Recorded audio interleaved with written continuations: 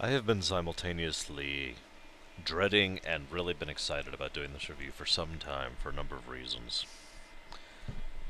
I've been video gaming, I have been a gamer for the better part of at least 30 years. Um, and an interesting thing happened somewhere along the line. I think it happened probably in the mid SNES era, if I were to have to guess. Maybe late NES era. And that is, somewhere along the line, it got to the point where I could no longer count the games that I considered my favorites. The games that were a step above good on anything reasonable. That list was starting to get rather large. And it's not that. I've heard people say, oh, it's just because you're too forgiving. No, you're not understanding. What happens is as time goes on and you continue to play more games, you encounter more games that are above good. You encounter more games that are better than good and are equivalent to be slotted in that favorites category. And so I started saying, well, my favorite NES game, well, my favorite RPG game, well, my favorite, racing game, well, my favorite fighting game, well, my favorite side-scroller game, blah, blah, blah. Somewhere along the line, that stopped being as equivalent as well, that stopped being as good enough either, because I reached the point where I started just splitting up it again. My favorite Western RPG game, my favorite Eastern RPG game, my favorite MMO game. You get the idea here. And so it loses a lot of punch when I say Blah is one of my favorite games. And so I felt I needed to give just a tiny little bit of background here and a tiny little of information here. I've been playing PC RPGs since PC gaming existed, basically, especially in any modern format. I've been playing video games since before the NES, so I'm just getting this out here to give you a concept of the fact that when I say Dragon Age is one of my favorite games, I mean it in the sense that most people would mean that. I mean that I would count Dragon Age probably in my top 20 or 30, which may not sound like much, but to give you another bit of perspective here, when one of my friends a while ago suggested I sit down and go ahead and do a 1 to 100 thing like so many other people do, and I was like, oh, okay. So I sat down and I started thinking which games were in that favorite list, above good. Which games are above good? Okay, making the list, making the list. When I went back to count, I'd approached 200 something. I'm sorry, I'd gotten over 200 something. And decided not to do that. But understand that when I say Dragon Age is truly an amazing game, I really do mean it. Let's really cover some interesting aspects of the game, first of all. I've heard Dragon Age been called a dark fantasy before, and I actually completely disagree with that for reasons I'll get into in a moment. But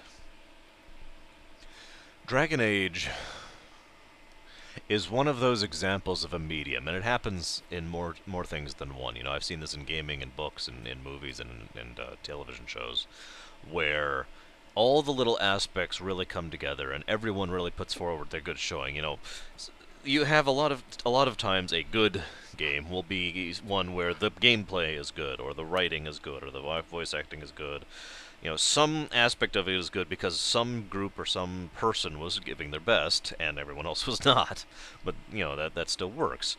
But then you have the games where everyone is putting forth their best and everyone is putting forth an excellent product, and the end result is something like this. Now, I do want to mention something before I get into the dark fantasy thing, before I really start dissecting this game.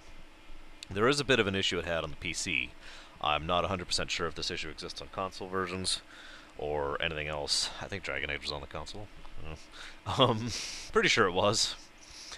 Uh, but there was a very bad memory leak problem, and if you don't know what that means, I can explain it very simply. Imagine every time you load anything, it gets just a little bit slower, and it will reach then that will continue basically forever until you get to the point where you have minute-long load times. Now, there is a bit of a fix for that, which involves just restarting the game, letting the memory flush, and then starting the game back up wherever you just loaded from. But that was a bit of an irritation, I'll admit. This was as recent as last year because I played Dragon Age right before Dragon Age 2 came out to really set up my save game for the Dragon Age 2 import. So I'm pretty sure that problem still exists. It's actually a relatively common problem, especially in PC RPGs of any length or depth. There is one other thing I would complain about. I shouldn't even use the word complain. I want to mention it because I don't know if you know what the term squick is. I've used that a couple times before. Squick is something that should never be in anything ever, in my opinion. And I mean that sincerely. Even for someone like me, who believes in defending the right for, certain horrible things to happen in a video game or whatnot, and prefers the option existing to do things even if I personally don't like them. Squick is one of those things that it's over the line, and in my opinion, Squick is over the line and shouldn't be in there at all. But Dragon Age managed to go over that line only once in the entire game. It was one line, and it was just... the implications were unpleasant. And this is going to segue into my dark fantasy thing, but the thing Dragon Age pulled off really well, before I get into that, is there is a difference, as I've said before, between gore and violence. There's a difference between having something horrifying or terrifying and, squick. And there's something to be said about, there's a difference between just plain gross and squick again, going over the line again. Now, the line in question is during one of the origins, when you're, I believe it was City Elf was the origin, and you're going through the house of the really unpleasant person who I killed the living hell out of because he deserved it. But even what he did is not squick. What he did is horrible and unpleasant and terrible, but I will still defend that because I still think that wasn't over the line, and I still think that really added to the... when you do something that is horrible or gross or terrifying or mind-numbing or tragic or whatever, if you do something like that, this is my opinion, but this is the golden rule right here. If you do something like that in a video game or movie game, book, whatever, it has to add to it. It has to add to it somehow. If you remove it and the game is not bettered or worst by its removal, then it really has no place being there, in my opinion. In this case, what it did was that did add. What he was doing with those poor girls did add to the overall feeling of exactly what a city elf goes through, exactly how degenerated they are, exactly the sort of malaise they exist underneath. So I defend that. But there was one time they went over the line. Right before that, as you're going through that keep, there's an elf woman, an elf breeder, as they call them, as these guards call her. And I'm just going to say this outright, so I apologize if this offends you, because this offended the hell out of me. But they basically say, well, it's a shame she was an elf. And the other one says, well, what are you, picky? She's still warm. And I'm just going to pause there. If you don't get it, then I feel grateful for the fact that you didn't get that. That was over the line. That didn't add anything to the game. That was just disgusting past the line. That is squick right there. That was just... what? Ugh. That's it, though. The one little thing they did. I've heard people argue that the reproductive methods of the Darkspawn are squick. I argue against that, and for several very important reasons. One, they never show it. Two, they never state it outright, and they never go into really horrible detail. They just, kind of let your mind fill in the gaps. Three, ultimately, that's no worse than, say, what the aliens do in the Alien series. The Xenomorphs, I guess I should say, in the Alien series. Ultimately, it really isn't. And ultimately, that... if you're going to be bothered by that, then there's a lot of things and a lot of sci-fi and fantasy things that you're going to be bothered by, and that's your thing. But my point is, I don't think that's over the line. I don't think that's squick. I think that's gross, and I do. But I think that adds to the story. I think it adds to the element of what the Darkspawn are. The Darkspawn really aren't a people. They aren't a society. They aren't a culture. They aren't anything. They are beasts, monsters. They were created for that. I'll get into more of that later as well, but... so the method of their reproduction and the visual nature of the broodmothers, as horribly disgusting and gross as they were, I would argue should stay in the game, and had a good point in the game, because it did add to the game, because it did give you that extra sense, that extra feeling of exactly what the Darkspawn are and what you're dealing with. Now, I've roamed a lot from my original point here, but the memory thing and the one line of squick...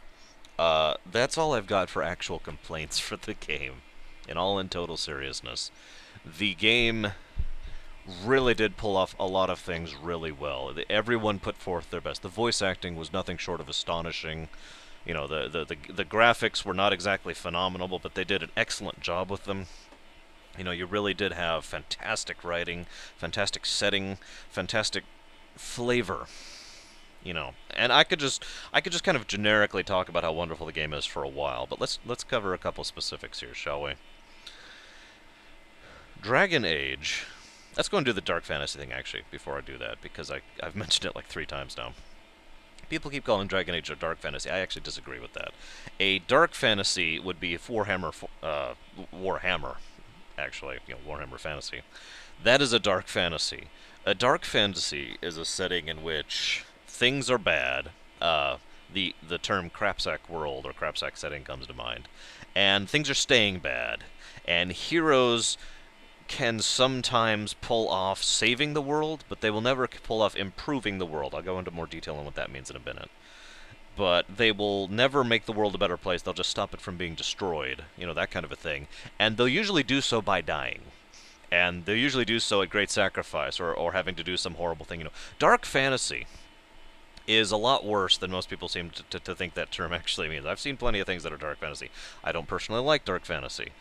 I like more the Dragon Age thing, or indeed, even lighter fantasy than Dragon Age. But let's just move on here. But it really says something. See, one of the reasons I think people say Dragon Age is a dark fantasy is because it is a very dark setting. I hesitate to use the term realistic for anything fantasy, but as I've discussed before, it is very believable. It is very self-consistent. It is also very down to earth. We're talking really base people here, and what I mean by that is, we're talking people that act pretty close to how actual human beings acted back in the medieval ages, which is to say, not very nicely. Obviously, that's not universal, which is also good. Everyone is not some horrible, self-interested twat. A lot of people are just normal people, just trying to do their best. There are plenty of people who are actually trying to help and actually trying to make things better. That the whole array of personality types is present there. And I'll get into that. I can just keep roaming on my topics here. I do apologize. But my point is, it is a very down-to-earth setting. It is a very believable setting. And one of the reasons it can be considered dark is because it explores such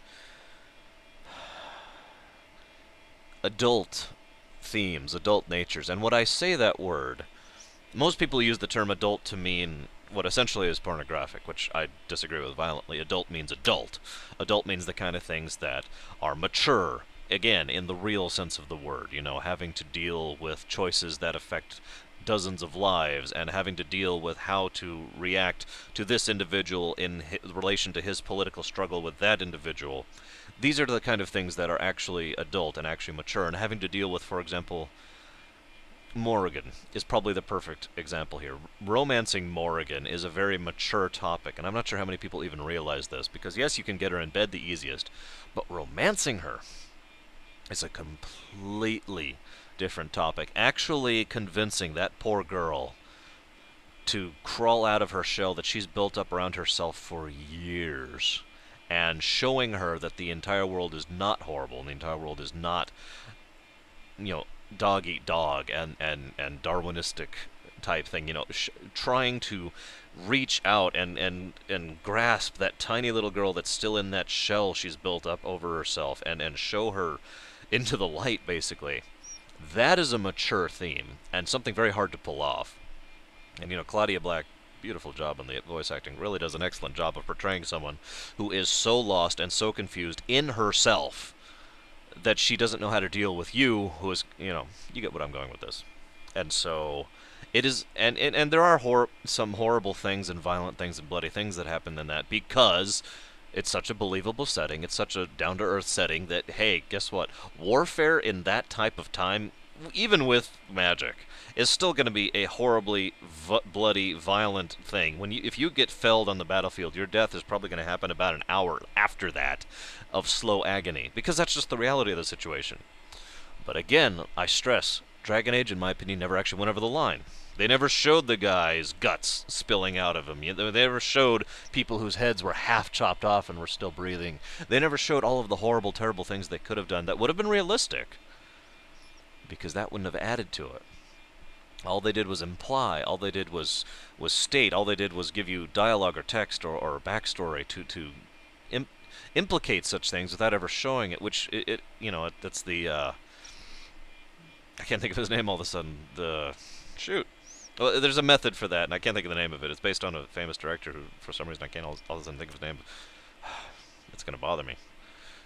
So, again, never really went over the line on that. I really do enjoy that. And the second reason, the really big reason, actually, I should say, why I say it is not a dark fantasy. It takes a very special brand of storytelling to have a setting that believable, that down to earth, that filled with horrible, degenerate, awful people. And we're just talking people here. Let's ignore the Darkspawn for the moment. Just the people. You know, is this it gives you the question. Any good RPG, in my opinion, that tries for anything dark, and in the actual sense of the word, and so something mature, something adult, something dark, should basically pose the question without ever asking it to the player: is this world worth saving? And that's a very important question, and that's something you should be thinking to yourself if they pull it off right. Dragon Age, I think, did pull that off right. I found myself thinking on my very first playthrough, before Awakening or any of the DLCs that come out, is this a world worth saving? Is this really worth putting forth all this time and effort? Would it not be better for the Darkspawn to just wipe the border clean? Because it's a horrible place, right? And yet, it still pulls off not just hope, but the fulfillment of hope beautifully. What you can do in Dragon Age is exactly what I want personally in a Western RPG. I want a setting where I don't just save the world, because that's easy. I want a setting where I save the world and improve the world at the same time. I want, by the time I'm done in this zone or this town or this district or this country or this planet or whatever, I want that place to be better off for the fact that I was there. For the influence I had and for the work I did, I want that place to be better, to be improved, to be helped, to be aided. I want to save individuals, not just stop the evil, unknowable horror. Yes, the Darkspawn horde needs to be stopped, but I want to make sure that when they're done and gone, the people who go back home are going back to a home that is better than the way they left it. And Dragon Age does that beautifully. Everywhere you go, you can improve the lives of individuals on literally down to an individual level. And most of the time, there's no crest reward for that. In fact, one thing I truly love Dragon Age did this. I love this because so few games do this.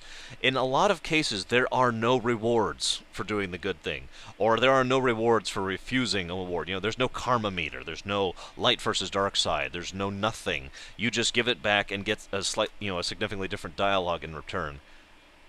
And I love that because, in my opinion, that makes it all the more worthwhile to do that, because that's what doing good in such a thing is supposed to be about.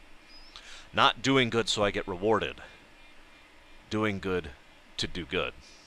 To help these people.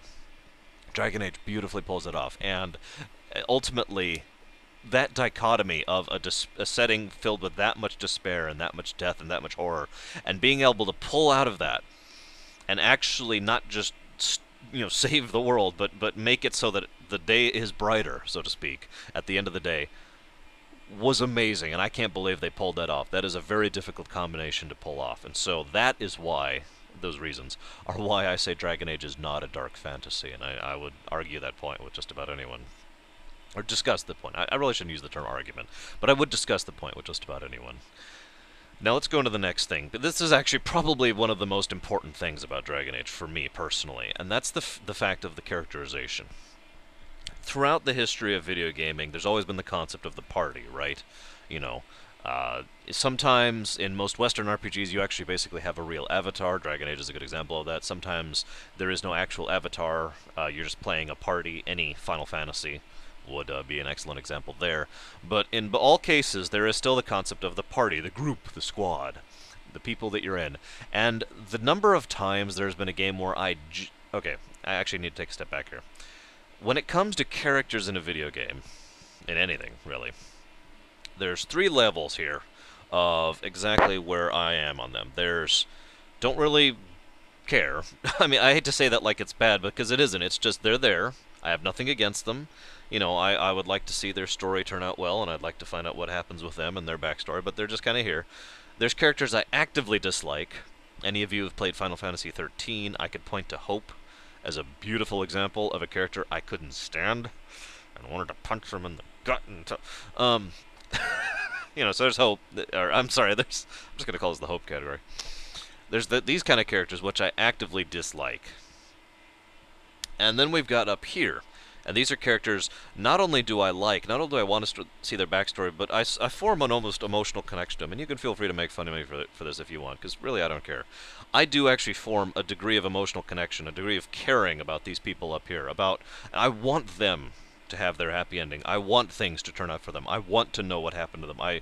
It's for the same reason that when I go to a friend and my friend looks down and I say, "What's up?" I'm not just asking to pass the time or to be polite. I want to know what's wrong, and I want to help if I can. And pulling off this type of thing, you know, is an excellent thing to be done in just about any video game, especially an RPG, where in my opinion, that should be the default. But, and here's the catch, almost every RPG of all time has characters that basically run the gamut, you know. Sometimes we'll have some that are just in these upper two, but most have the whole three.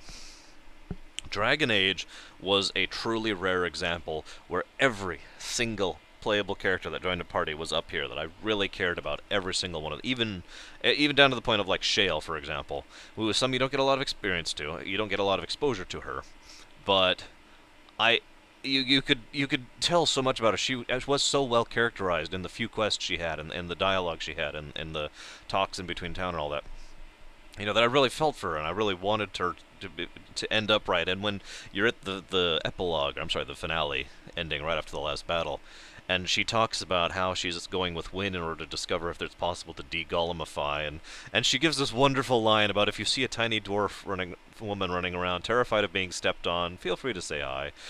And it was just so in character for this incredibly cynical and bitter and fragile, and she had depth to her. They all had depth to them. And I really felt for those characters. None more so than Alistair. Oh my god, that poor guy.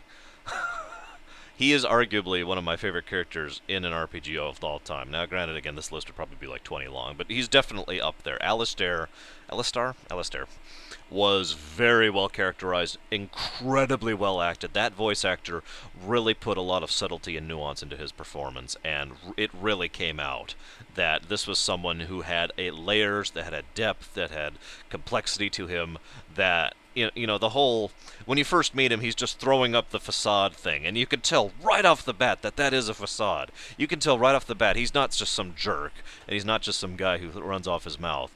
There is something there. You can tell pretty much right at the beginning, and that just grows the whole game, and oh my god.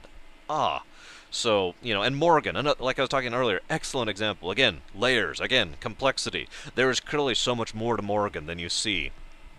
And when you finally get to the point where she is vulnerable and she is open and she finally lets herself, you know, reveal herself to you. One of the reasons I really want there to be a conclusion in Dragon Age 3 is because they never actually finished her story on top of the Wardens. You know, I really want to see more from that. We finally got to her. We finally connected on a real level. We finally got the two together and had the child and then walked off into the Elysium and then... So... Of course, given what happened with Mass Effect 3, I don't have my hopes up, but let's just leave that alone. My point is, all of the characters, every single one of them, I really did like, I really did care about, I really did connect with, in different ways, no less. You know, Zevran is a great example of a character that it would actually take effort to connect to, it would actually take effort to get close to and care about. But at the same time, they pulled it off surprisingly well. He was so flippant, he was so casual about how horrible his life really was and all of the things he goes to. And as you go through it, you can just tell that veneer just starts to slip away a bit, you know? It just kind of starts to slide here until he starts being a little more honest and he starts hearing a little more emotion in his tone. And then he'll pull it back up and he'll talk about something else and how the women, yes, and then it'll start slipping again. I loved it. The characterization was really fantastic. While I'm talking about characterization, let's go ahead and discuss something else that I think is really important, and that is how do I even put this? Dragon Age really explored people. and the elements that make up people. Like I have alluded to earlier, even amongst the NPCs, there is the whole gradient, there is the whole gamut of just about any kind of person you can talk about. It doesn't matter what species they are. This is important. All of the species are represented all the way across the gradient, as it should be, in my opinion. You know, elves are not always this. Humans are not always this. Dwarves are not always this. No, no. All of them were just this giant melting pot. And the irony, and Dragon Age pulls this off really well. Mass Effect 2 did this, or Mass Effect 1 and 2, I'm sorry, both did this really well, is that they tend to have their own societal expectations of what a Turian, or what an elf, or what a dwarf, or what a Quarian is, even though they're still individuals just like everyone else and still tend to do this thing. And so, you know, it was this wonderful hypocrisy that was just kind of innate, and that was Thunder. Wow. And I loved it. I loved the way that interacted. I loved the way that the cultures interacted with each other. All of them, every single one of the elves. The elves were interesting. The humans were interesting. One of my favorites was actually the dwarves of Orzammar. That whole section is arguably one of my favorite sections of the game, of Dragon Age. If I had to pick one, it would be that, or just about the moot towards the end there. One of those two would be tied for my personal favorite section of the game. And part of it is because not just the political nature of Orzammar and how the dwarves interact with each other, which I find frankly fascinating, but the way that impacts them on an individual level, and the very concept of casteless. Most human beings, even people who are, you know, what we would call degenerates of nowadays, can't really understand, can't really comprehend what it means to say the term casteless. It is such a difficult concept for a modern human being to understand. The idea that you are so beneath everything that you are literally below dirt. That if I got some dirt on my shoes and was going to swipe it off, that is still giving that dirt more respect than I give you. And again, at the same time, the horrible hypocrisy of that, because of how completely acceptable it is to use and abuse the casteless in more ways than one. And of course, what did they call them? They had a term for it. Dwarven women who would intentionally try to get pregnant with someone of a higher caste's child, so that they could technically move up, even though they don't actually move up, their child would, and so as a result they would get to move out of the casteless area. You know, the interactions and the complexity of that all just really got to me, and they really pulled it down. It wasn't just from a cultural or societal perspective. They really pulled it down to an individual perspective too. You got to see individual people, and how they reacted to and were reacted with that society and the way it was structured, you know. And the concept of, if it's not in, this is another one that really got to me, I can't think of what they're called, the Hall of Memories or something like that, the Shaper's Memory, something like that, where everything in Dwarven history is written down in these stones, except it isn't. And not only do we prove it isn't more than once, so we also do that in Dragon Age 2 as well. But the feeling, the thought there, it was, again, hard thing to explain to a modern human being. If it's not in this, it's not real. It never happened. You're talking about fantasy and fairy tale, because I don't have it written down. But that sort of devotion to that mentality, which would naturally grow inward, as anyone would know. The more insular a society is, the more those kinds of tendencies will actually grow, because then they'll tell their children, who have grown up their whole life doing it, and they'll tell their children, who will have grown up even more so, and you get the idea. It literally it increases, it expands as it goes inward. If that makes any sense, expands as it goes inward. The intensity of it gets better. And so what you have is this whole... And I'm sorry, I'm probably talking about things that are incredibly geeky, but let me just explain my point here. Let's pull this back to real life for a moment. A video game pulling off that kind of cultural setting as only one section of several other cultural settings within the setting of the video game is that the people who designed that deserve applause, in my opinion. They really did make an incredibly believable, incredibly interesting, intricate, well-designed, complex, beautiful work of art for their setting. And props, 20 kinds of props for that. And it also ties into the next thing I want to talk about, which I'm going to get into here. The hypocrisy of it. I keep talking about that, and it's really important because one of the most important things about the hypocrisy of the situation is that in most cases when it's blah versus blah, both sides are wrong and right at the same time, if you know what I mean. Let me give you a perfect example here. Dragon Age 2 tried to explore this a little bit better, but in my opinion, Dragon Age 1 managed it better. The magic and the Templars, right? Now, let's be honest with ourselves. Magic in Dragon Age is something that needs to be controlled. It is something that needs to be monitored because of the fact that if you are a mage, whether you want to be or not, because you're born that way, you have no choice. This is forced upon you.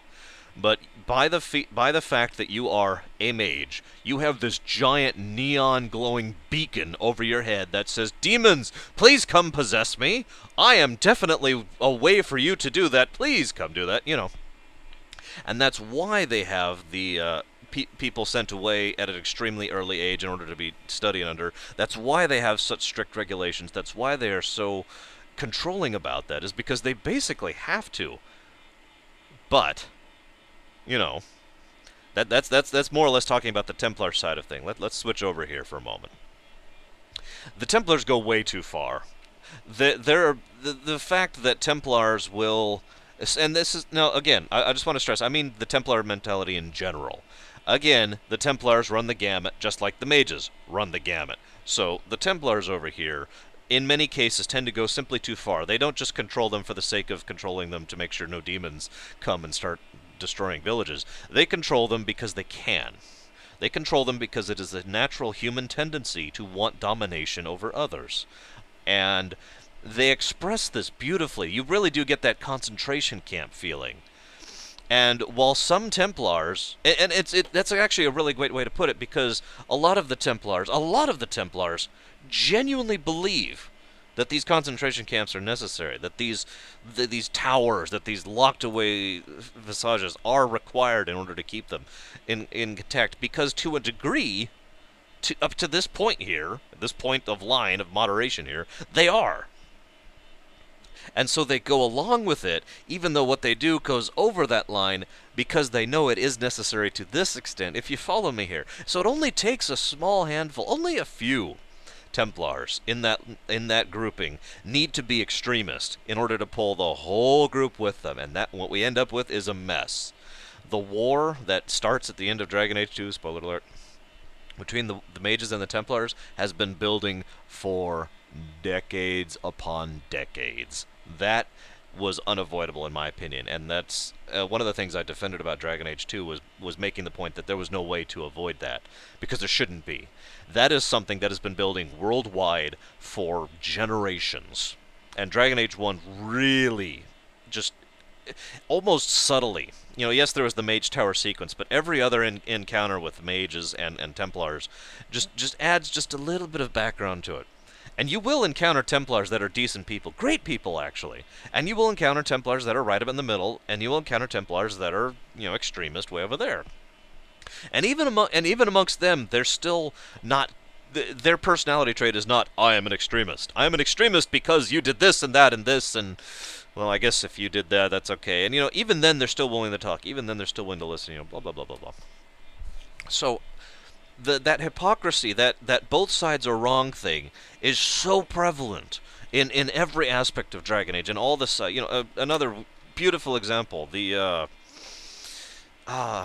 I'm trying to think. The wolves versus the elves. Now, granted, most of those elves were civilians who didn't really do anything necessarily wrong. So, this isn't quite as clear-cut as the example I just gave you. But the werewolves versus the elves is another example of a situation where those werewolves really were the victims, but at the same time, they really were going about fixing that problem completely the wrong way. And the elves, and especially Tuvok there, I can't think of the actor's name, really were not exactly doing anything other than defending themselves to their own right. And at the same time, they really should have gone about that. But you get what my point is. There's really a degree of... one of the things Dragon Age does is gives you, the player, the person, here in real life, a chance to really see things from a third-party perspective in a way that's almost necessary in a setting like that. And that's one of the reasons why the origin, in my opinion, and this is more or less true, doesn't and shouldn't matter to your character, because you are the Warden. The Warden. You are not the human noble warden. You are not the dwarf noble or warden. You are not the anything warden. You are the warden, and the reason that's important, in my opinion, and they do seem to pull this off, is because you the character, as well as you the person, the person playing, has to have that third-party perspective if you want people to get along.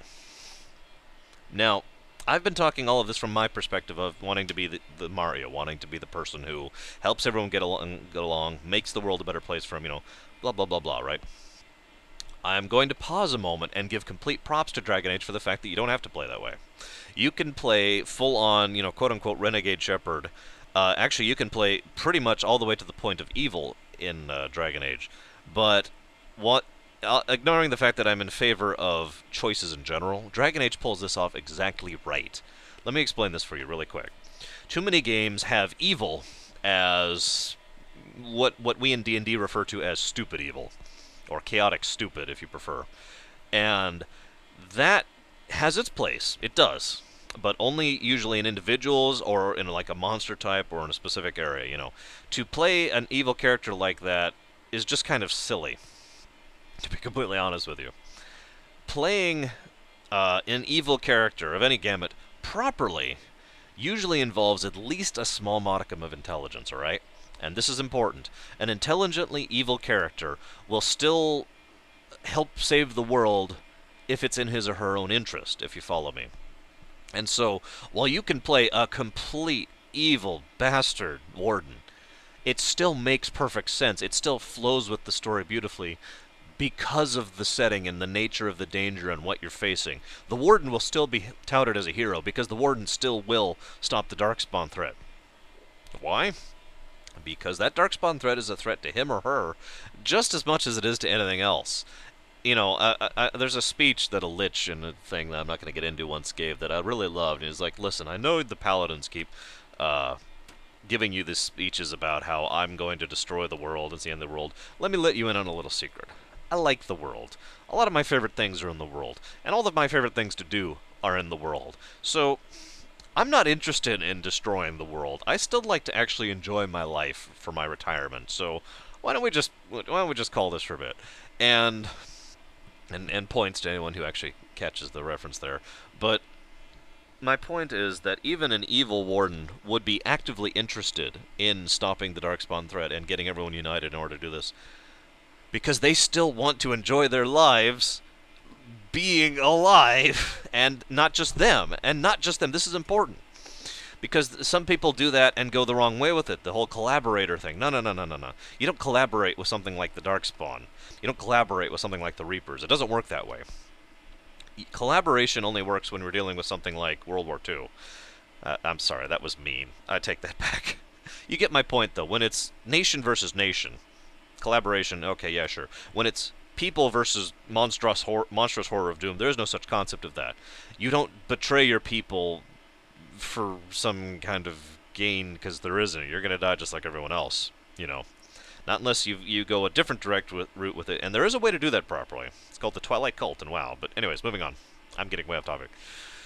Point being, they still pull off Evil Warden perfectly, because that Evil Warden still wants the planet, the nation, Ferelden, to be in good enough shape for them to enjoy their lives, being evil, in however manner they choose, after the Darkspawn threat's gone. You follow me? And so, props, tons of props. I don't want people to think I'm only thinking this from the perspective of someone who's trying to be the Mario, because Dragon Age pulls off both very well, and I am all kinds of in favor of that. Definite props there. Now, excuse me, goodness. One of the other things I wanted to mention, while we're on topic here, is the Darkspawn themselves. Actually, let's take that a step back. Let's go back to characterization, because there's one other thing I really wanted to talk about the characterization. It is really a feat when you manage to have a video game that has creatures who are basically stupid evil incarnate, who literally do nothing but destroy and kill and destroy and then kill and then take the women to reproduce with, which is gross.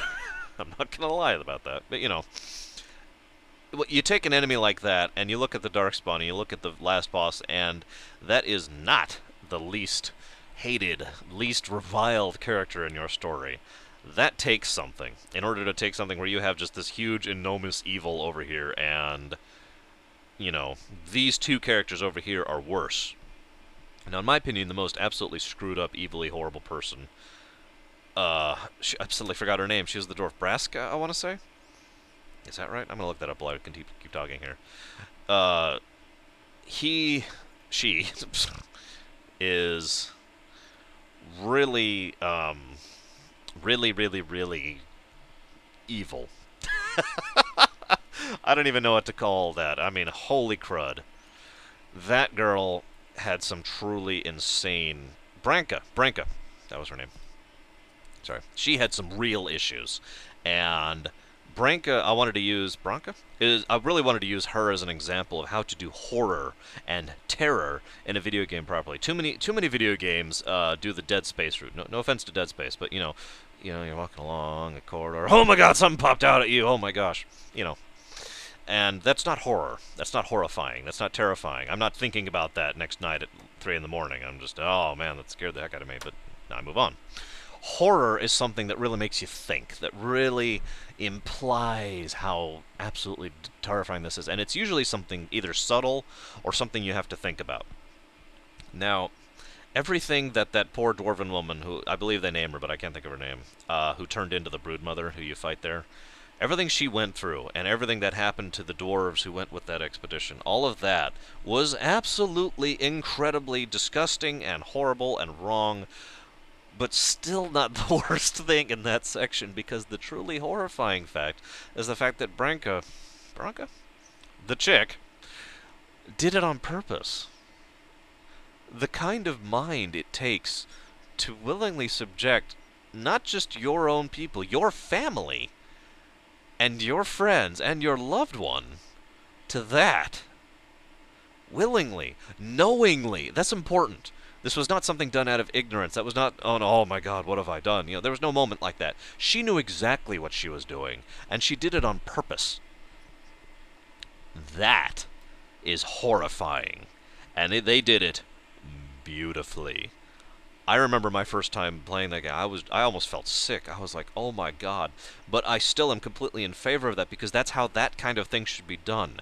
That is a form, that is how you present something that atrocious in an art form. You don't get into the gross.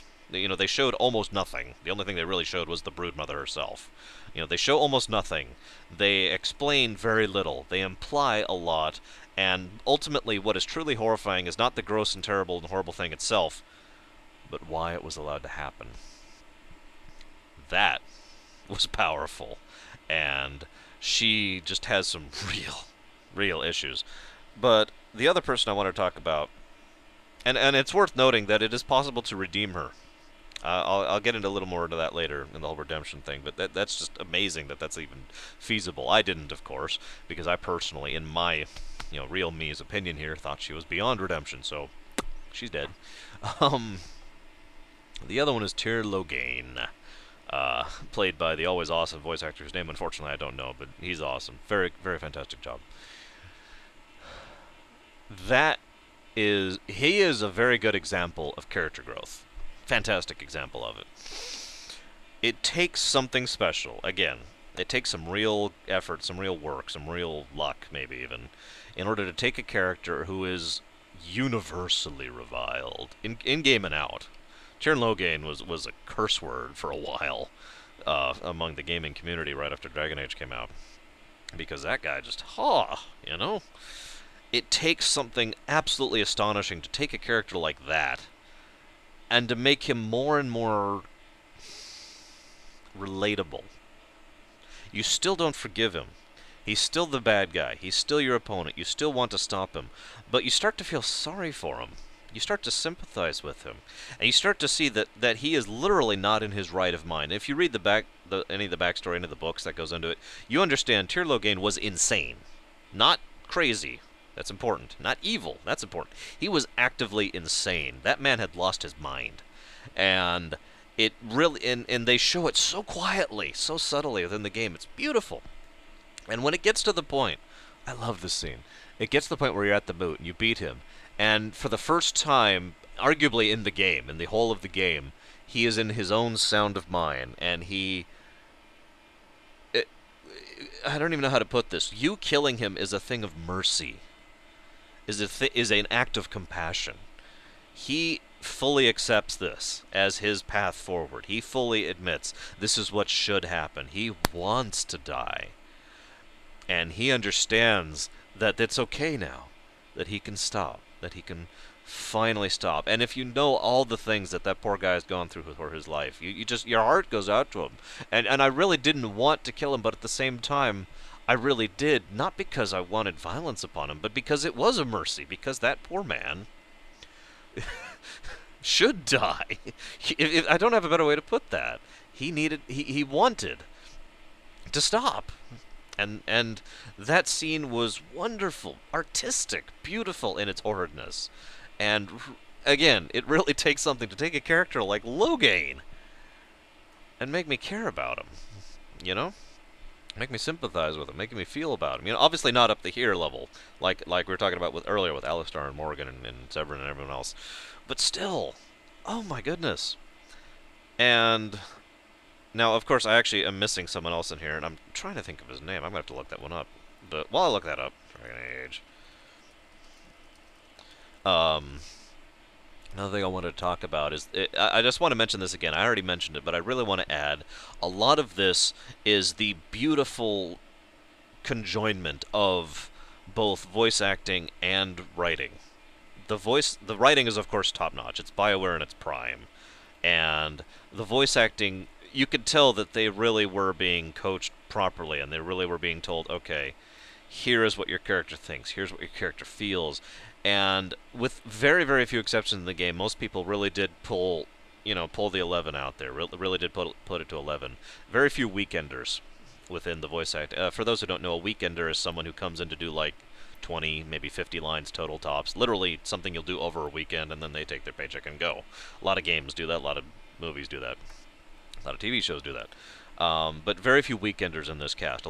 Almost everyone there who was there usually voiced. You look at the credits for Dragon Age, it's hilarious. This guy voiced these 17 NPCs that you'll have to look up to remember who they are, but he did voice all of them, The character I was thinking of, I just looked up his name, Arnold Rendon Howe. Now, Howe is... I'm trying to think what to call this. I don't want to call it the Kefka syndrome, because that's insulting to Kefka to compare Howe to Kefka. Yes, really. But it's in that direction, He's voiced by Tim Curry, and I think I personally blame all of it on that. Tim Curry is awesome, always has been, Tim Curry is fantastic. And so having Tim Curry voice this utterly despicable, arguably the worst human in the entire game, I was talking about the whole spectrum. He's the one over here, as far down as it is possible to go. There is nothing redeemable about him. There's nothing good about him. There's nothing anything about him. And yet, at the same time, he's still such an interesting antagonist that while you want to punch his face out, you still cheer every time he comes on the screen, if you know what I mean. Because then it's like, yes, it's Hal. It's Tim Curry. I don't know how to explain that. It's not to the level of certain other truly despicable villains in the past, like Kefka is a great example of that, or, oh my god, I can't think of his name. I must be really tired tonight. The guy from Suikoden 2, Luca Blight, there we go. Luca Blight is it's not, Hao is not quite to the level of those two, because Hao is truly just utterly and completely irredeemably despicable, but still pulls it off with sort of panache that's just like, ah!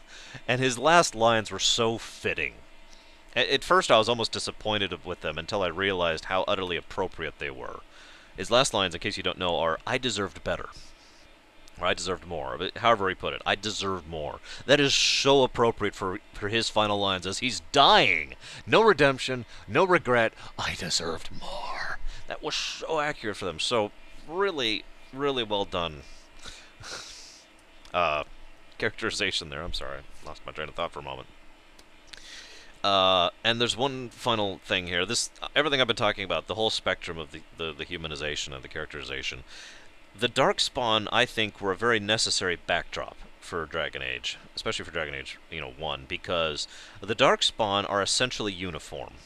You look at the Darkspawn, they are monsters, they're here to kill us and eat us, the end. You know, you could go into their backstory, you could talk all you want about the architect, but when you get down to the talking about the Darkspawn, what we're talking about is a blank wall here, basically, that's here to kill you, if you follow me with that. Now, I want you to visualize this if you can, because this is important. This blank wall, what this does is throws into contrast everything in front of it. So all these characters, both good and bad, NPC and PC, throughout the whole of the game, no matter what race, no matter what alignment, no matter how often you see them, are thrown in contrast by that wall, because the Darkspawn threat is always there in Dragon Age. You're never allowed to forget it. It is never allowed to stray far from your mind. It is always there. They do this beautifully. The map itself shows the spread of the Darkspawn. There are certain areas you can't reach after a while because of the Darkspawn threat. You know, and you get random encounters just from traveling of Darkspawn. You know, you cannot at any time forget what you are up against, and so this wall of contrast is always here. And so at all times, you get that contrast. You get that stark difference between this is what it's like to be a blank, faceless evil, and this is what it's like to be a person. That person may be an evil person, but, you know, Arl Rendon Howe is still violently, vastly different than this black wall of Darkspawn, if you follow me here. And I love that. I love the way that they used the Darkspawn as an artistic tool to get to add humanization to the characters throughout the game. That was a brilliant stroke. I can't believe they thought of that. I wish I could think of things like that. I mean, my goodness. It was a perfectly shaped puzzle piece to the story that it really needed. If the enemy had been, you know, the French, I can't think of what they're called in game. I'm sorry, I am a little tired here. It's been a long night. The French, if they had been the enemy rather than the Darkspawn, it wouldn't have worked the same. They would have had a different story. That would have been a story about how, you know, we sort of kept that theme about both sides are wrong and all that. But without that contrast there, the people wouldn't have popped up as much. They wouldn't have had as much development, much visual contrast with each other and with the background there. So, really well done there. Couple other things to talk about. I just noticed I'm up to 50 minutes here. Good lord. I've hit 3 of my my points on my little list of bullet points I wanted to hit tonight. My goodness. But this is Dragon Age, and I think Dragon Age deserves it, so I'm not going to restrict myself on time. I'm just going to keep going here. Next thing is the... right, I talked earlier about the differences in the gore and the violence and how not to go over. One thing I really like is that in Dragon Age, not only is combat feels extremely violent, it feels extremely brutal, but not too much so. You know, it doesn't reach, say, God of War level. Not that I'm deriding God of War, but God of War would not fit in Dragon Age, if you follow me. Dragon Age is simply too down-to-earth, too believable. If you unleashed Kratos upon Dragon Age, he would just kind of walk his way through with his scythe blades roaring until the whole world was dead. But no, instead what you have is still a very brutal feel, but it's very brutal in that realistic sense, you know.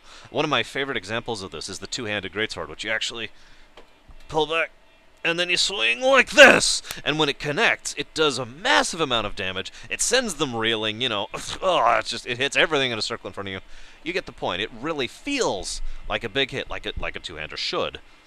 And you can also, and this is, I love this, my very first time playing Dragon Age, way back when Dragon Age first came out. I guess it hasn't been that long. It's been a few years, hasn't it?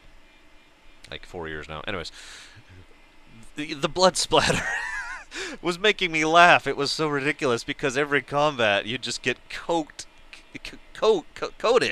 caked in blood. And no matter what you did, there's just... And so you do that, and then you enter conversation. I'm going to try... And then the conversation's like this, right? Hey, what's going on, man? I just killed like 20 ogres, and I've got their blood all over my face, you know. And that just made me laugh every time I saw it. But the fact that that was an option to turn that off was like the first thing I found out about that game. And I was like, oh, thank God. Again, I love the fact that it's an option, though, because you get rid of that kind of cartoonish-y blood spatter thing, in my opinion, and what you are left with is something that feels incredibly violent and something that feels incredibly brutal without going into the realm of excess. It never feels too much. It never feels like they're just doing it for the sake of glamour, you know, like Dragon Age 2 did, to be quite honest with you.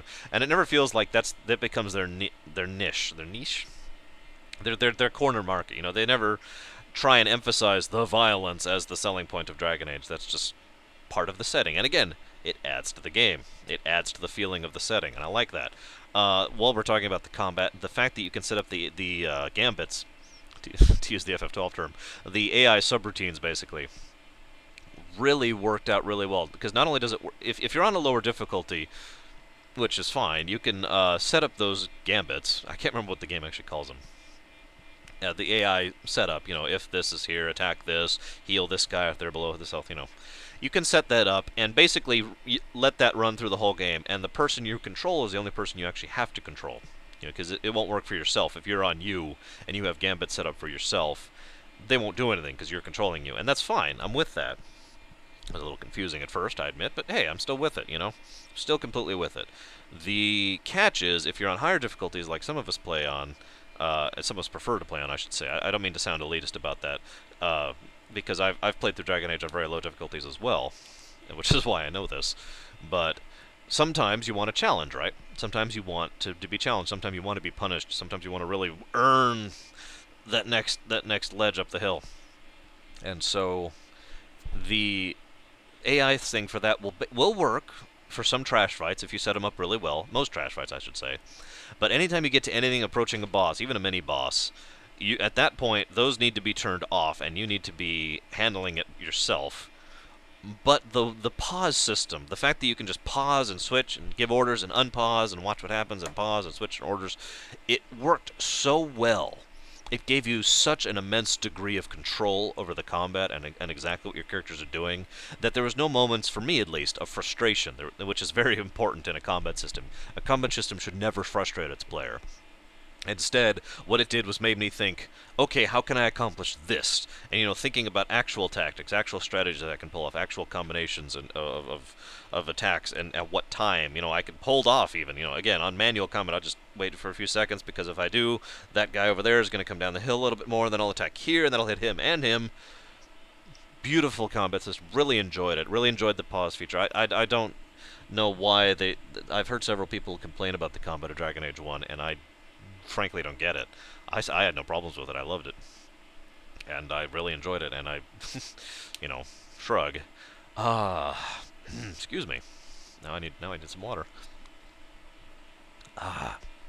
One of the other things I liked about Dragon Age was the humor aspect, which is something BioWare has always been good at. Let's just be honest with ourselves. Ever since the beginning, BioWare has been good at the just kind of tongue-in-cheek humor, And breaking the fourth wall humor is another good one, and you kind of have to look for it in Dragon Age. Most of it is not overt, which is good, I think, actually.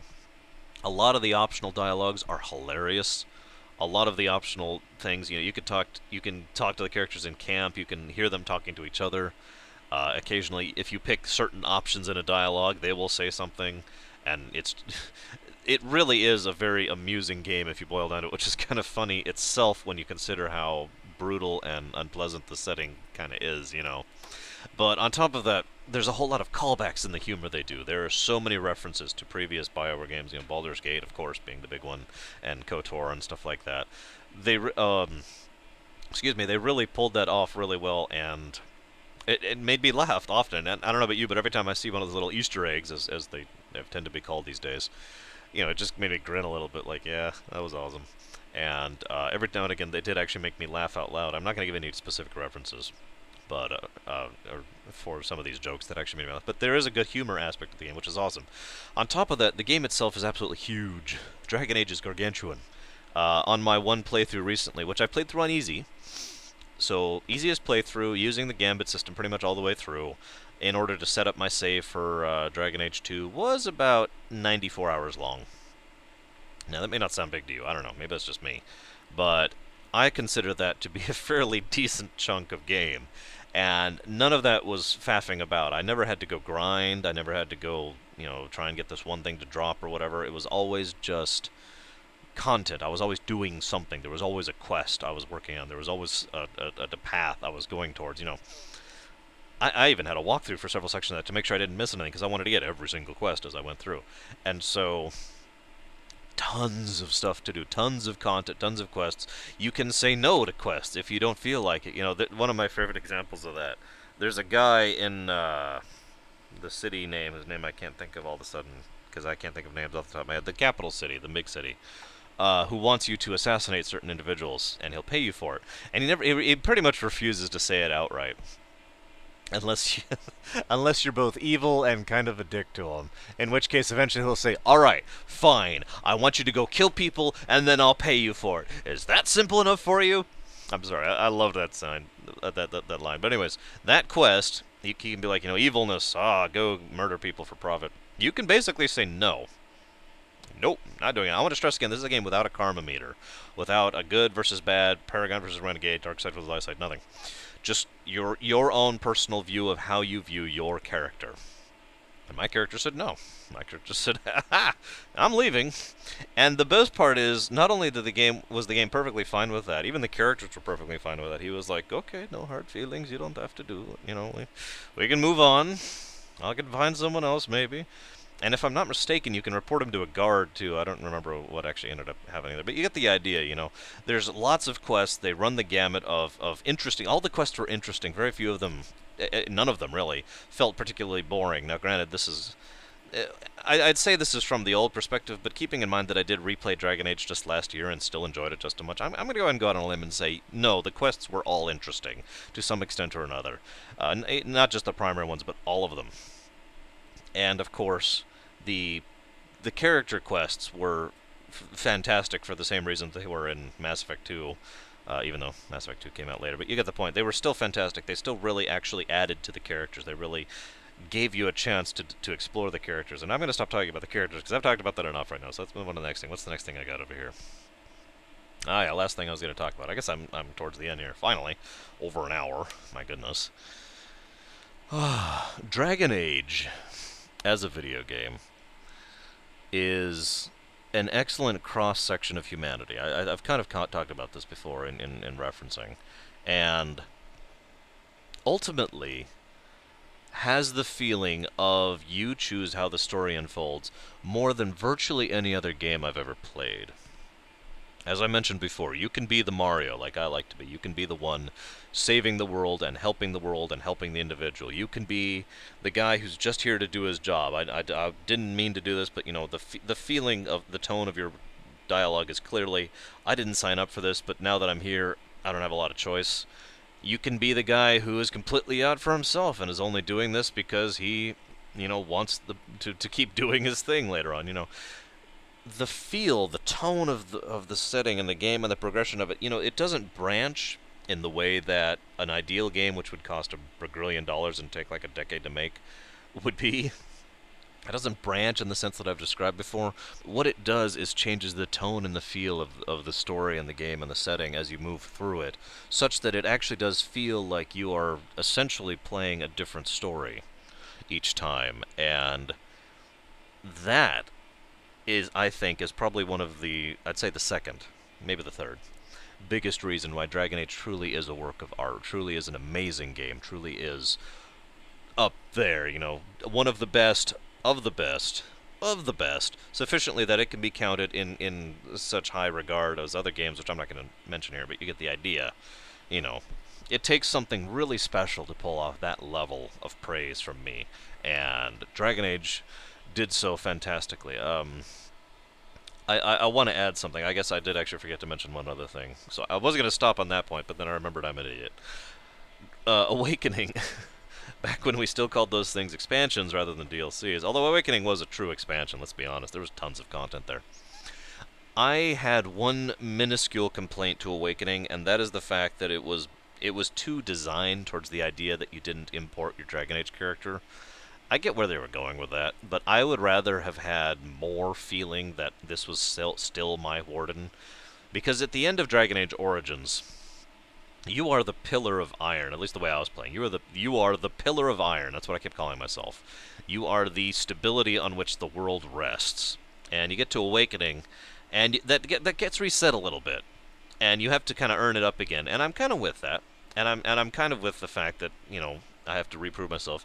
But it is worth noting that when I talked earlier about all the characters being up here, that still applies to Awakening. That still applies to all the player characters in Awakening. That still applies to all those party members. But none of them more so than the guy whose name I forgot. Because I just can't forget and remember anyone's name tonight. Algren, of course, was awesome. And, God, Darn, I can't think of anybody's name. Hang on a second. I'm sorry. Pardon me a moment. Okay, Anders. Really liked Anders. Again, it was a little bit of the Alistair thing. I think they were trying to capitalize on that a bit much. But I do like what they did with Anders. I do like the fact that he was an actual character underneath the fact that he was kind of a poff or a poomph or whatever you want to call that. But the one I really wanted to talk about was Nathaniel Howe. Nathaniel Howe was awesomely done, and I really enjoyed the fact that I went from him trying to murder me to him singing, I won't say singing my praises, but him saying he would be proud to die at my side if it came to that. That really, again, wonderful character development. It really takes something to move from I hate you and will kill you, all the way up to I would be willing to die right next to you. Really well done with Nathaniel Howe. And of course Ogren was awesome. Velena was Velena was interesting in her own right. I'd call her the Zevran equivalent if we were talking about in comparison to original Origins, Sigrun, I really liked Sigrun. I thought that was an excellent example of a down-to-earth dwarf, somewhere in the middle here, in the neutrality, and in the gradients here. And, excuse me, Justice. I really liked Justice, actually. I thought Justice was a fantastic example, and something that the Dragon Age series needed. The Dragon Age series, unless you started as a mage, didn't really show the fact that the spirit realm is consisting of more than just the demons. In-game, if you're not aware, demons are consisted of basically evil spirits. They are the ones who are interested in controlling people, getting to the real world, and causing all sorts of havoc. But they are just a type of spirit, or rather a classification of spirit based on their activity. There are plenty of spirits that have nothing to do with that horribleness, that are completely okay with not interfering with the real world. And Justice, I thought, was a magnificent, not just an example of that, but a way of showing that to the person playing the game, the actual person, here, me, to the players.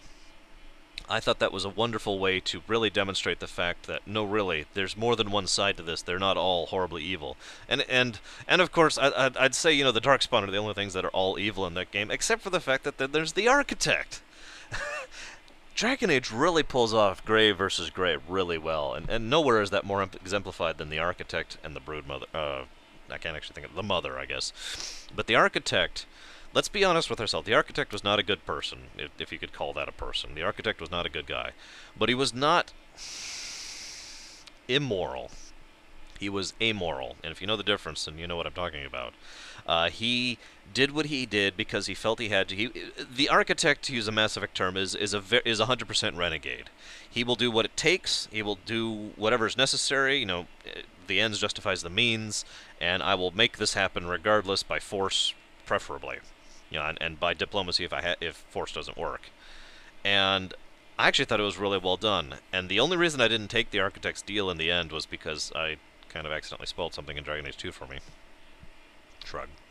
Which may or may not be related. I may redo another Dragon Age save in order to redo another Dragon Age 2 save whenever Dragon Age 3 comes out, but let's just move on. But the point is, on the face of it, the Architect, while not being a good guy, nevertheless was clearly over here on this side of on this side of the gray. No, that would be the side of the gray area. Whereas the Mother, who again, somehow they actually pull off a degree of sympathy for a brood mother of the Darkspawn, who is nevertheless over here, but is still not completely evil. She is still clearly... It's a very particular form of crazy they pull off with her. And they do it in just an interesting enough way that she does actually come off as only a little bit, but she does actually come off as sympathetic, which again, takes some really excellent writing and voice acting there. And again, killing her felt more like a mercy act than anything else.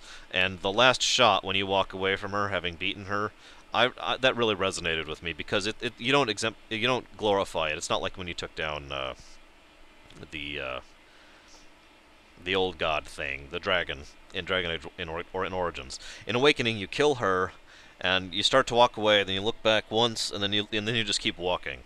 It really got across the point that this wasn't something that was glorified. This wasn't something that was some wonderful, world-changing victory. This was just something that basically kind of had to happen.